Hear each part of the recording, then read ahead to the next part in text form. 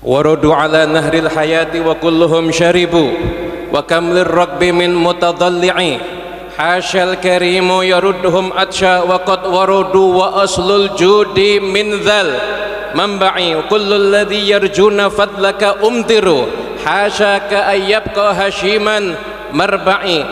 Alhamdulillah wassalatu wassalamu ala sayyidina rasulillah sayyidina Muhammadin ibni Abdillah salatan nakunu biha mahbubina lak wa mahbubina lah wa ala alihi wa sahbihi wa man walah, amma ba'du.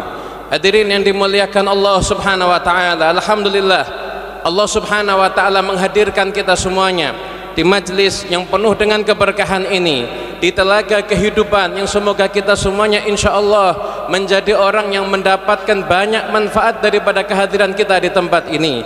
Yakinlah bahwasanya kita semua yang hadir, yang duduk di tempat ini, yang ada di dalam, yang ada di luar, yang duduk jaraknya beratus-ratus meter jauhnya, Anda semua tidak akan sia-sia. Sesungguhnya yang menghadirkan Anda ke sini adalah Allah yang Maha Dermawan, yang tidak mungkin Allah Subhanahu wa taala akan memulangkan Anda dalam keadaan sia-sia. Allah yang menggerakkan kita untuk duduk di sini. Allah yang memudahkan langkah kita untuk ada di sini. Berapa banyak di antara kita yang sudah duduk di tempat ini dari sebelum subuh, dan nanti kita akan terus duduk sampai adzan zuhur. Bahkan kadang-kadang untuk urusan dunia aja kita nggak mau duduk selama itu. Tapi bisa dibayangkan hari ini kita bisa duduk selama itu dalam keadaan kita semua berbahagia. Yakinlah ini adalah tanda Allah Subhanahu wa taala akan memberikan berkahnya pada kita semuanya. Kita akan pulang membawa hajat-hajat kita semuanya, keberkahan kita untuk diri kita dan untuk semua keluarga kita insyaallah. Amin ya rabbal alamin. Hadirin yang dimuliakan Allah, kita sering mendengar satu nama yang menggerakkan kita untuk kesini, adalah Habibana Ali bin Muhammad al-Habsyi. Mungkin di HP kita sudah kita putar qasidah ya Habibana Ali syi'lillah, ya Habibana Ali syi'lillah.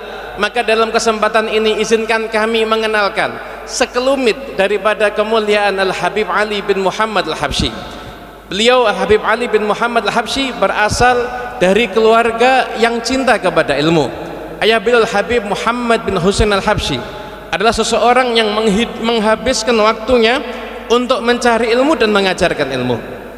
Dari satu tempat ke tempat yang lain beliau berpindah, tujuannya adalah untuk mengajarkan ilmu. Bahkan ketika beliau mendatangi kota Syibam, itu tujuannya adalah untuk berdakwah. Dan di sana ketika itu beliau mencari seorang wanita yang akan membantu beliau untuk berdakwah. Tujuan pergi untuk berdakwah, cari partner hidup yang membantu untuk berdakwah. Maka dipilihkanlah seorang wanita yang salihah, yaitu Hababah Alawiyah binti Husain al-Jufri. Kemudian pagi datang untuk melamar, setelah itu malam dilaksanakan akad nikah, dan besok pagi keduanya sudah pergi untuk melanjutkan perjuangan dakwah mereka.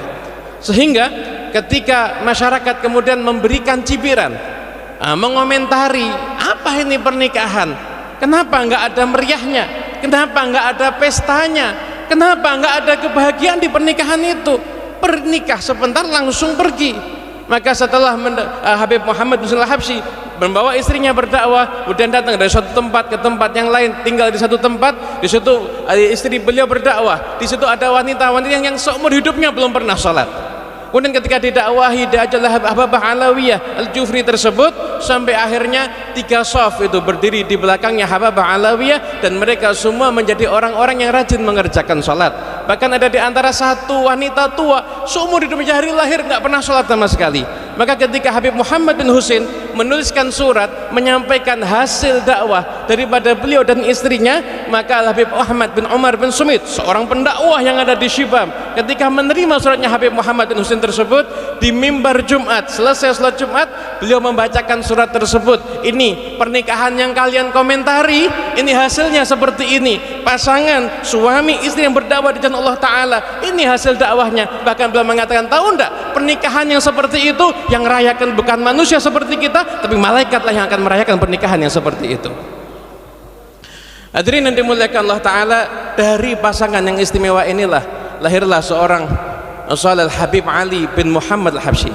Lahir di kota Qasam Hadramut pada hari Jumat tanggal 24 Syawal tahun 1259 Hijriah. Ketika usia Habib Ali kecil, ayah anda beliau Habib Muhammad bin Husain itu mendapatkan perintah dari gurunya Habib Abdullah bin Husain bin Tahir, penulis kitab Sulamut Taufik yang karyanya banyak dibaca, ada di Indonesia dan Nusantara ini. Habib Abdullah bin Husain bin Tahir mengutus Habib Muhammad bin Husain untuk pergi ke Mekah untuk berdakwah. Memang kalau di Haram udah banyak ulama, tapi ketika itu beliau dapat kabar bahwasanya di luar lingkaran haram di situ masih banyak orang-orang awam, maka ditugaskan ayahanda Habib Ali untuk pergi ke sana untuk berdakwah kepada yang ada di pelosok di luar daripada kawasan haram tersebut dan untuk mengajarkan kepada mereka semuanya agama Islam. Kemudian Habib Ali dididik oleh ibunya, dan dalam pendidikan itu Habib Ali dididik oleh wanita yang terbaik, wanita yang mengajarkan kepada beliau tentang akhlak yang mulia, wanita yang berhasil dan sukses menjadikan Habib Ali sejak kecil yang diidolakan orang-orang yang saleh. Habib Ali ini hobinya baca ceritanya orang saleh, hobinya cari info tentang kehidupannya orang saleh, dengarkan ceritanya orang saleh. Nanti setiap dengar ceritanya orang saleh, setiap baca ceritanya orang saleh, datang sama ibunya bercerita, wahai ibu, saya habis dengarkan ceritanya orang saleh fulan, ya wahai ibu, jadikan aku seperti dia. Maka ibunya pun mendoakan. Kemudian datang lagi dengan cerita orang saleh lagi, datang lagi kepada ibunya. Maka pertanyaan yang harus kita tanyakan pada diri kita, siapa yang diidolakan sama anak kita sekarang? Siapa yang diidolakan sama mereka? Jangan-jangan yang diidolakan sama anak-anak kita adalah orang yang seumur hidupnya tidak pernah sujud sama Allah, bahkan ingkar kepada Allah, kufur kepada Allah subhanahu wa ta'ala. Ibunda Habib Ali sukses menjadikan Habib Ali dari kecil itu yang diidolakan orang-orang saleh, sehingga Habib Ali tumbuh dewasa menjadi anak yang akhlaknya mulia, ilmunya luar biasa. Awalnya tinggal di Qasam, kemudian berdasarkan isyarah daripada Habib Umar bin Hasan Al-Haddad yang melihat bahwa Habib Ali sejak kecil ini anak punya potensi, ini anak punya kelebihan yang nggak dimiliki sama yang lainnya, maka kemudian memberikan isyarah untuk berpindah dari kota Qasam. Sehingga ketika itu Habib Muhammad bin Husain memerintahkan ibunda Habib Ali untuk pergi ke Masileh berjumpa dengan Habib Abdullah bin Husain bin Tahir untuk meminta izin keluar dari kota Qasam. Kemudian Habib Ali tinggal di Siwun, karena di kota Siwun di situ banyak sekali para ulama. Di situ Habib Ali bisa kemudian menambah ilmunya lagi, belajar terus ada di kota Siwun. Dan begitulah masa kecil Habib Ali bin Muhammad Al-Habsyi. Kecintaannya kepada orang saleh, kehidupannya membaca kalamnya orang-orang yang saleh, waktu-waktunya diisi dengan kesalehan. Hingga Habib Ali suatu ketika beliau itu setiap datang tamu para ulama, Habib Ali itu senang kalau bisa menjamu mereka. Maka Habib Ali kadang-kadang berusaha untuk menjamu mereka, sampai suatu ketika datang ke kota Siwun seorang musnid, Al-Imam Al-Habib Idrus bin Umar Al-Habsyi, seorang ulama besar ketika itu, datang ke kota Siwun. Kemudian Habib Ali bilang sama ibu, "Hei ibu, saya pengen ngundang makan ini orang-orang mulia, orang-orang istimewa ini." Kemudian kata Habib Ali, "Oh ya, kita siapkan." Pada ibu Habib Ali juga nggak punya apa-apa, maka berusaha untuk mencari-cari seadanya. Kemudian setelah itu ternyata tamu yang datang jumlahnya cukup banyak, tapi semua alhamdulillah bisa dijamu. Setelah selesai jamuan makan tersebut, ketika para ulama di situ berkumpul, maka tiba-tiba ibunya Habib Ali keluar dari dalam. Dan ibunya Habib Ali mengatakan, "Kalian semua yang ada di sini, saksikanlah bahwasanya aku ridha pada anakku Ali. Dia tidak pernah menyelisihi aku, nggak pernah menyakiti hatiku. Kalian semua jadi saksinya." Maka dalam kesempatan itu Habib Ali kemudian beliau menangis tangisan bahagia dan beliau berkata pada semua yang hadir, "Wahai hadirin, wahai para habaib, wahai para alim ulama, tolong kalian jadi saksi untukku nanti ada di akhirat, bahwasanya aku di dunia telah mendapatkan ridha daripada ibuku." Al-Habib Ali bin Muhammad Al-Habsyi kemudian di usia beliau 17 tahun beliau diminta oleh ayahanda beliau untuk pergi ke Mekah.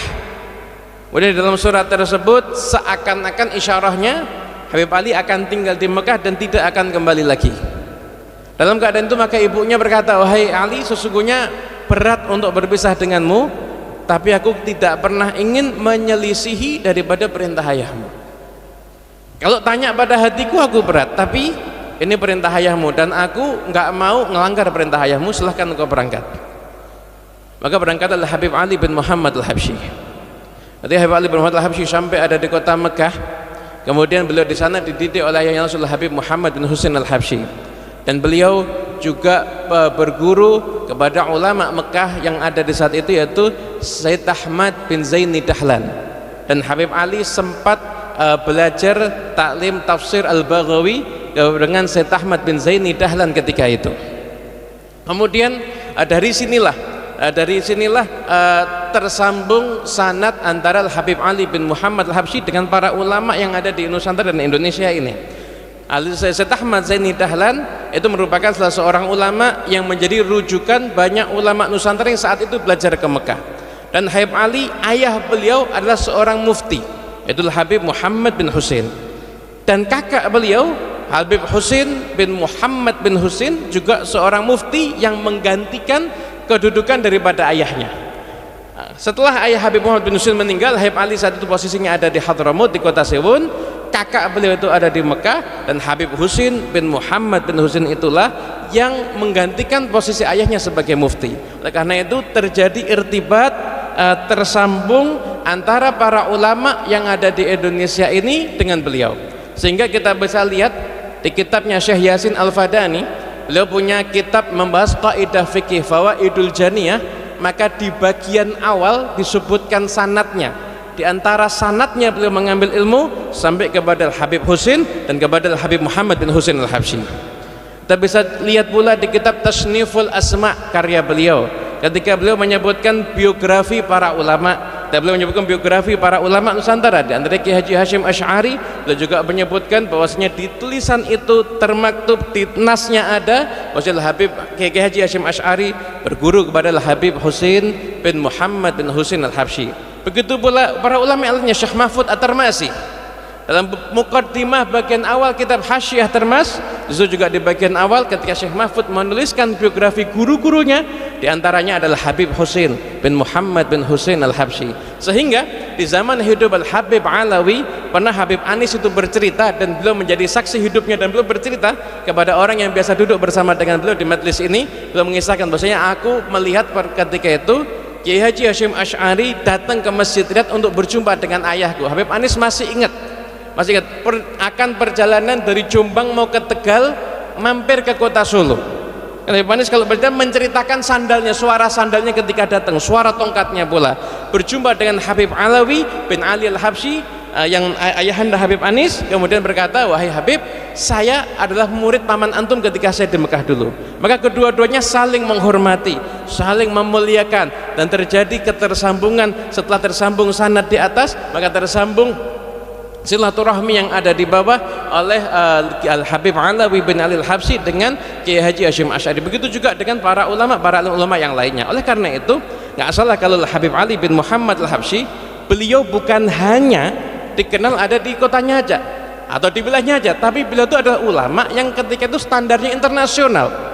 Syekh Yusuf bin Ismail An-Nabhani dalam kitab beliau Jami' Karamatil Auliya, beliau di situ mencantumkan nama Ali bin Muhammad Al-Habsyi, dan beliau menuliskan wa ajma'u ala annahu min ajallil muhibbina li jaddihil mursalin fi hadzal asr.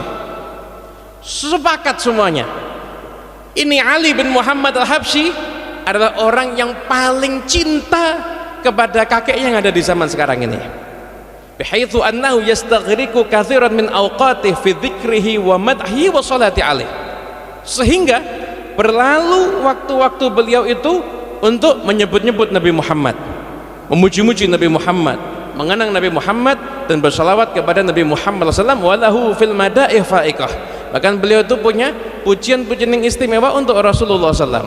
Wa qad akhbarani man athiqu bihi annahu radhiyallahu anhu mimman yastami'u bin nabiyyi qadah. Wala yakhfa anna hadhil karamah ya min a'zamil karamat wa a'lal maqamat. Kemudian menceritakan tentang karamahnya Habib Ali bin Muhammad Al-Habsyi berdasarkan sumber-sumber yang beliau percaya bahwasanya Habib Ali bin Muhammad Al-Habsyi adalah orang yang telah mencapai makam untuk berjumpa yaqadhah berjumpa dengan Nabi Muhammad sallallahu alaihi wasallam. Sepulangnya beliau dari Mekah, Habib Ali pun juga berguru dengan guru Syekh Futuh beliau, Habib Abu Bakar bin Abdullah bin Talib Al-Attas, Yang mana apabila kita lihat pujian-pujian Habib Ali, kalam-kalam Habib Ali itu isinya adalah pujian beliau kepada gurunya Habib Abu Bakar Al-Attas.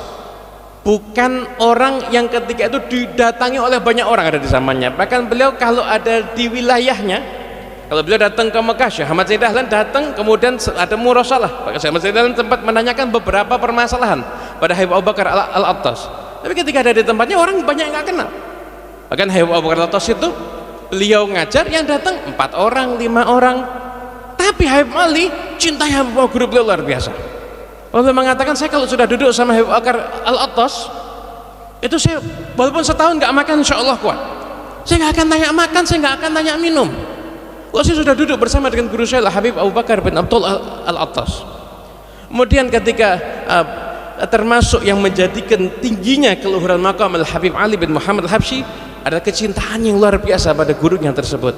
Hingga dikatakan bahwasanya aku pernah datang ke Masjid Thaha yang ada di Kota Siwun, banyak para alim ulama berkumpul di situ, dan ketika itu di situ ada guruku Habib Abu Bakar bin Abdullah bin Thalib Al-Attas. Maka ketika aku masuk ke masjid, seakan-akan di masjid itu kosong, yang ada hanya beliau. Bukan beliau menafikan gurunya orang lain atau ulama lain, bukan, tapi menunjukkan betapa hanyutnya beliau di dalam kecintaan kepada guru beliau, yaitu Habib Abu Bakar bin Abdullah bin Thalib Al-Attas. Pertemuan yang singkat, enggak lama Habib Ali berjumpa dengan gurunya, hanya dalam hitungan jari aja beliau bisa berjumpa dengan gurunya, dan setelah itu gurunya meninggal dunia. Namun keberkahan dari gurunya menjadikan syair-syair Habib Ali, kalam-kalam Habib Ali bin Muhammad Al-Habsyi itu penuh dipenuhi dengan pujian kepada guru beliau, yaitu Habib Abu Bakar bin Abdullah bin Thalib Al-Attas.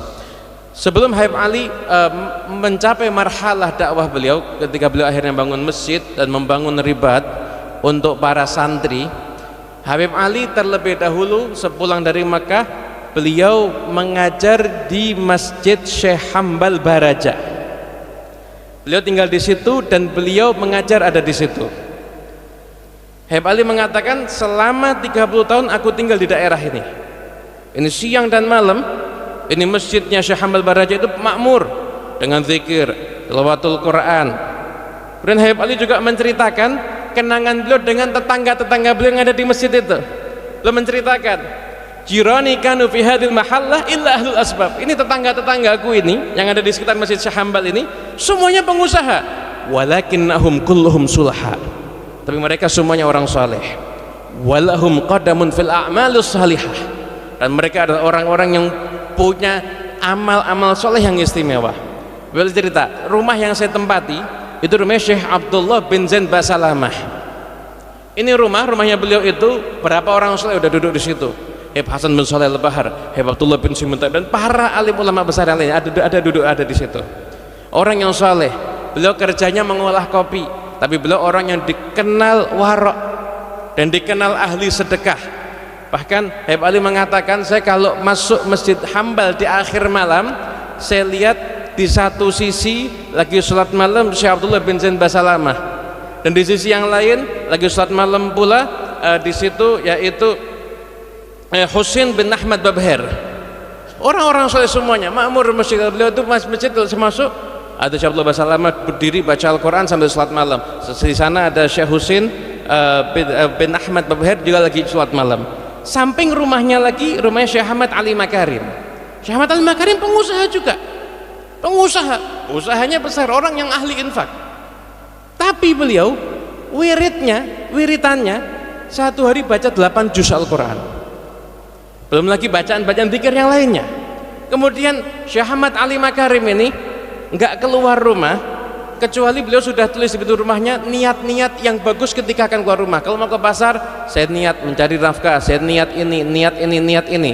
Kalau mau ke masjid, saya niat ini. Semua niat-niat itu tulis, dan beliau itu selalu meniatkan niat-niat tersebut ketika beliau akan pergi kemanapun juga.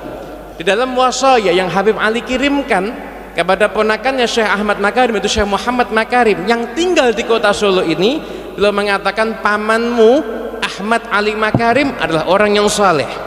Beliau tidak keluar rumah kecuali setelah mengasaskan dengan niat-niat yang bagus. Dan Anda tahu, kata beliau cerita kepada keponakannya, tahu enggak, Syekh Ahmad Ali Makarim ini hasil dari upaya beliau itu setiap keluar niat terus, ketika beliau di akhir usianya, ketika rohnya akan dicabut oleh Allah Subhanahu wa taala, maka Syekh Ahmad Ali Makarim berteriak mengucapkan kalimat tauhid la ilaha illallah dengan suara yang keras dan disaksikan oleh semua yang hadir di situ.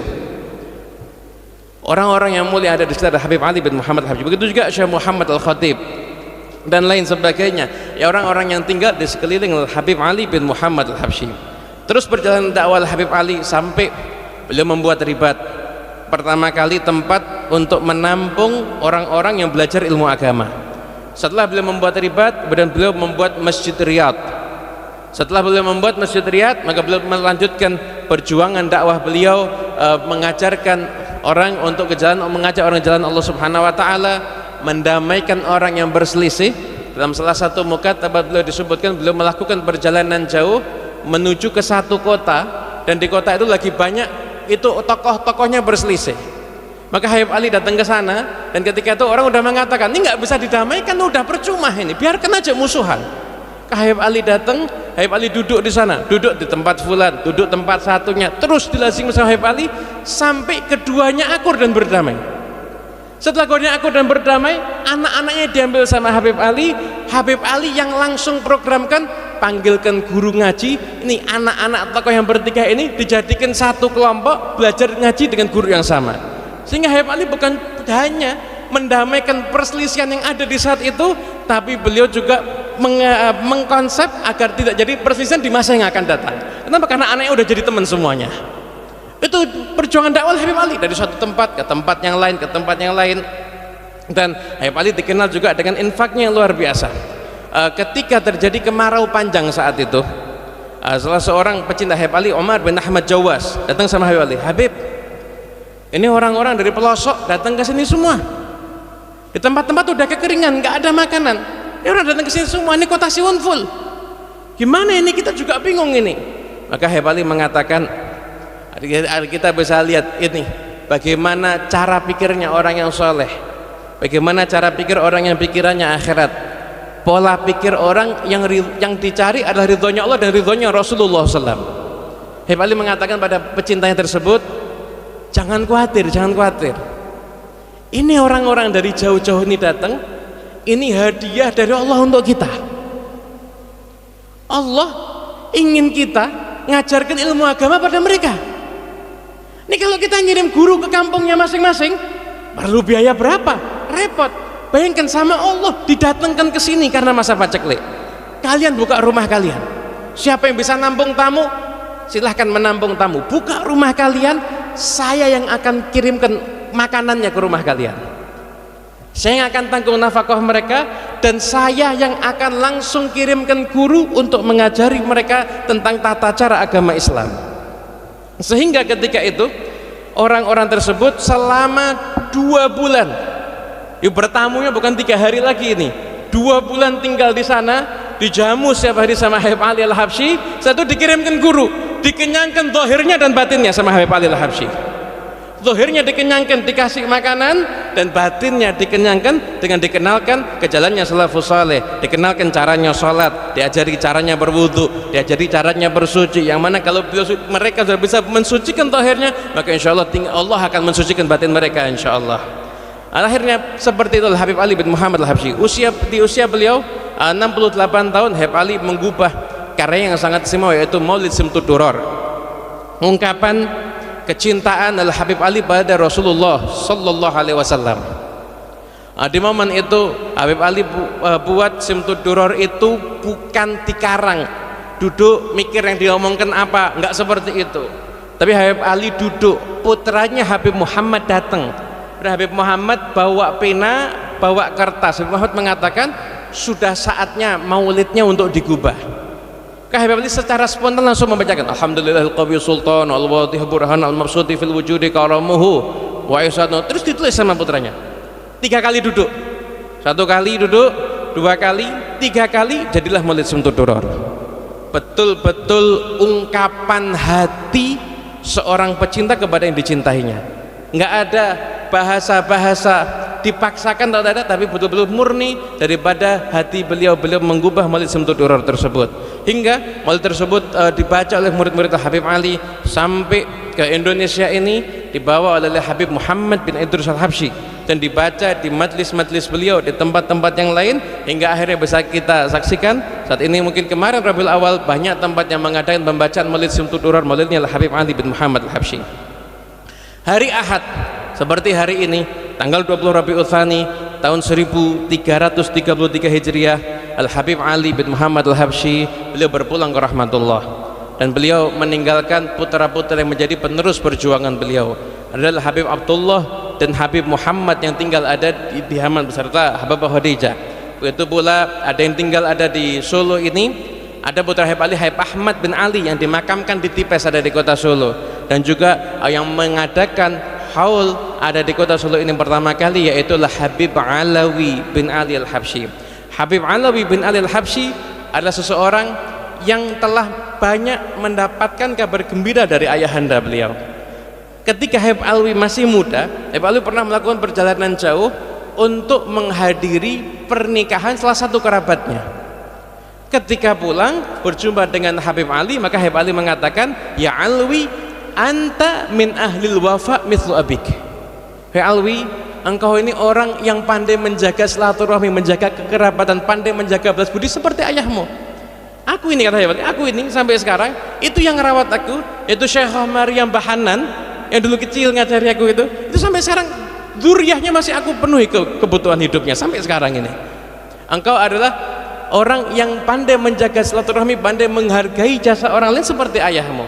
Dan seperti itulah Habib Alawi membangun Masjid Riyadh ini, membangun Zawiyah ini, mengadakan beragam kegiatan-kegiatan dari tempat ini, mulai dari haul, mulai dari sholat berjamaah, udah membaca maulid di malam Jumat, kegiatan rohah yang setiap harinya diadakan di tempat ini, waktu demi waktu berlangsung. Dan sebagaimana apa yang dikatakan sama Habib Ali, anta min ahlil wafa mithlu abik, setahun setelah beliau pergi ke Gresik untuk berjumpa dengan Habib Abu Bakar bin Muhammad As-Segaf dalam pertemuan yang khusus dan sangat indah, beliau pulang, kondisinya kemudian sering sakit. Dalam kondisi sakit beliau berangkat ke Palembang.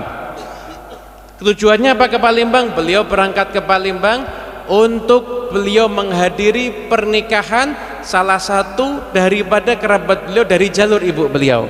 Kemudian beliau hadir di sana. Betapa gembiranya masyarakat Palembang ketika kedatangan Habib Alwi. Maka setelah acara pernikahan tersebut, Habib Alawi bin Ali Al-Habsyi meninggal dunia, wafat ada di kota Palembang. Kemudian jenazahnya dibawa dari Palembang kemudian ke Jakarta, disolatkan di Palembang oleh para ulamanya, disolatkan di Jakarta oleh para ulamanya pula, kemudian sampai ada di kota Solo, disolatkan pula oleh para ulama dan dimakamkan ada di samping Masjid Riyadh. Al-Habib Alawi juga meninggalkan putra-putranya, di antaranya menjadi penerus beliau adalah Habib Muhammad Anis bin Alawi Al-Habsyi, yang mana Al-Habib Alawi ketika akan berangkat ke Palembang, beliau memberikan wasiat kepada Habib Anis.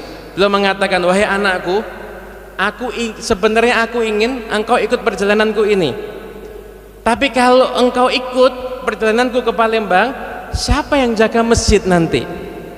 Tempat ini akan kosong, nanti nggak ada yang ngatur rohah, nggak ada yang ngatur maulid, nggak ada yang ngatur majelis taklimnya. Ibumu akan kesepian, saudara-saudaramu juga akan kesepian kalau kita semua berangkat. Jadi aku ingin engkau tinggal di sini agar engkau bisa menyenangkan hati mereka semuanya. Cukup wahai putraku, engkau ngantar aku sampai ke Semarang. Setelah dari Semarang aku menuju ke Jakarta, engkau kembali ke Solo, biar saudara-saudaramu, keluargamu dan tetangga-tetangga masjid ini nyaman karena ada kamu ada di sini. Makmurkanlah kegiatan yang ada di sini. Engkau dengan saudaramu Abu Bakar putranya Habib Ahmad bin Ali, Ustaz Abu Bakar, merawat daripada majlis ini. Kerjakan semua yang biasa saya lakukan di sini. Jangan ada satupun yang berkurang. Rohahnya, majlis ta'limnya, maulidnya, bahkan hizib Quran antara maghrib dan isya disebut sama Habib Alwi. Salat berjamaahnya, semua jangan ada satupun yang berkurang. Karena kalau aku nggak ada di sini, biar tahu tetangga-tetangga masjid nggak merasa kesepian. Karena kalau kau dan aku pergi, dua-duanya pergi, nanti mereka akan merasa kesepian. Dan aku perhatikan hal ini baik-baik, ini wasiatku kepadamu. Dan aku nggak ngasih wasiat untuk kamu ngurus ibumu dan saudara-saudaramu, karena aku di sini aja engkau sudah menyenangkan hatiku, engkau ngurus mereka dengan baik. Apalagi ketika aku pergi, aku nggak mewasiatkan itu, karena aku yakin kau pasti akan melakukannya dengan baik. Dan betul, itu adalah wasiat terakhir Al-Habib Alawi kepada Al-Habib Anis. Dan kita semua yang ada di sini menjadi saksi bahwasanya Al-Habib Muhammad Anis bin Alawi Al-Habsyi telah menjalankan wasiat itu sebaik-baiknya.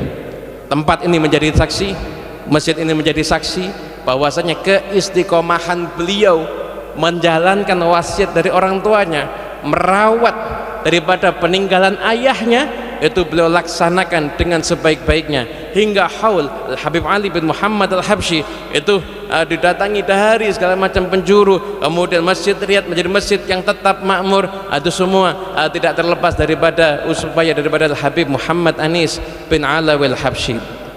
Dan begitulah Al-Habib Anis dalam hidupnya tidak pernah sedikit pun meninggalkan daripada jalur ayahanda beliau Al-Habib Ali bin Muhammad Al-Habsyi. Ikhwani rahimakumullah, Habib Anis gak pernah meninggalkan jalurnya Habib Ali. Habib Ali itu di rumahnya itu dapurnya besar. Kenapa? Karena beliau tiap hari jamu tamu banyak. Ratusan orang yang dikasih makan sama Habib Ali setiap hari di rumahnya, bukan yang di luar rumahnya. Yang tadi disebutin itu yang dikirim keluar rumah itu lain lagi. Yang di dalam rumah aja tiap hari ratusan manusia. Itu dapurnya Habib Ali nggak pernah berhenti masak. Beliau menjamu para tamu. Begitu juga Al-Habib Alawi. Ketika ada di sini, ini tempat istirahatnya para tamu. Kumpul orang di sini, datang orang bisa tinggal di sini 1 bulan, 2 bulan, 3 bulan, semua dijamu makannya adalah Al-Habib Alawi bin Ali Al-Habsyi. Begitu juga Al-Habib Muhammad Anis bin Alawi Al-Habsyi. Yang pernah berjumpa dan bertamu kepada beliau pasti akan tahu betapa perhatiannya beliau pada tamu. Bahkan walaupun kalau tamunya itu anak-anak, anak muda, anak kecil, dijamu sama Habib Anis seperti beliau menjamu orang yang dewasa, seperti menjamu para ulama besar. Dijamu oleh Habib Anis. Beliau juga punya dapur, bahkan sebelum Habib Anis wafat itu beliau sempat ngecek dapur yang baru aja beliau perluas dapurnya. Itu beliau dalam kondisi sakit ini sempat ngecek dapur tersebut itu beberapa saat sebelum wafat beliau, yang menunjukkan perhatiannya yang luar biasa untuk semuanya itu menghormat tamu, untuk tempat ini menjadi tempat yang bisa menghormat para tamu. Oleh karena itu di sini kita perlu menyampaikan bahwasanya acara haul ini juga yang haul yang ada di tempat-tempat lain itu bukan bisnis yang berkedok agama atau apapun juga, tapi di tempat ini kita berupaya untuk menjamu tamu, memuliakan tamu, menghormat tamu, para alim ulama, para habaib, para kiai, semuanya kita upayakan untuk semuanya kita hormati. Di sini nggak ada kotak infak keliling, nggak ada yang diedarkan sampai luar-luar, silakan mencari, nggak ada kotak amal yang kita buat, sama sekali nggak ada. Kenapa? Karena niat kita sebagaimana niat para pendahulu kita yang terdahulu itu Habib Ali bin Muhammad Al-Habsyi, bahwasanya kita di sini adalah ingin melayani umat. Walaupun kita tahu kita belum maksimal, pasti masih banyak kekurangan di sana sini, namun kita tetap berusaha agar kita berada di jalurnya Habib Ali bin Muhammad Al-Habsyi. Dan alhamdulillah hari ini kita telah berkumpul. Habib Ali, semoga Allah Ta'ala memandang kita semua dengan pandangan yang memberkahi kita semuanya. Allah Ta'ala jadikan pertemuan ini pertemuan yang mendatangkan keberkahan. Allah pandang kita dengan pandangan yang bisa merubah kehidupan kita, merubah nasib kita, menjubah keadaan kita menjadi lebih baik. Ya Rabbi Allah, yang berkumpul di tempat ini ampuni semua dosanya, kabulkan semua hajatnya, jadikan rubah keadaan kita jadi keadaan yang sedang sakit, Allah Ta'ala angkat segala macam penyakitnya. Yang punya susah, Allah Ta'ala singkirkan semua kesusahannya, singkirkan semua penderitaannya. Ya Rabbi Allah, di tempat ini pula kami memohon semoga berkah majlis ini bisa menjadi sebab diangkatnya penderitaan saudara-saudara kita yang ada di Palestina. Ya Rabbi Allah, angkat penderitaan mereka. Ya Rabbi Allah, menangkan mereka, jayakan mereka. Ya Rabbi Allah, jadikan anak-anak kecil yang tak berdosa itu, ya Rabbi Allah, mendapatkan kehidupan yang jauh lebih bahagia. Ya Rabbi Allah, jadikan kami berkumpul di tempat ini semua yang saling mencintai karena Allah. Satukan hati kami, jadikan kami semua yang mendapatkan berkahnya Habib Ali bin Muhammad Al-Habsyi, dan kumpulkan kami di tempat ini di tahun-tahun yang akan datang dalam keadaan yang lebih baik. Sininan ba'da sinin wa awam ba'da awam. Rabbi fanfa'na bi barakatihim wa hdinal husna bi hurmatihim wa amitna fi tariqatihim wa mu'afatin minal fitani wal afu minkum.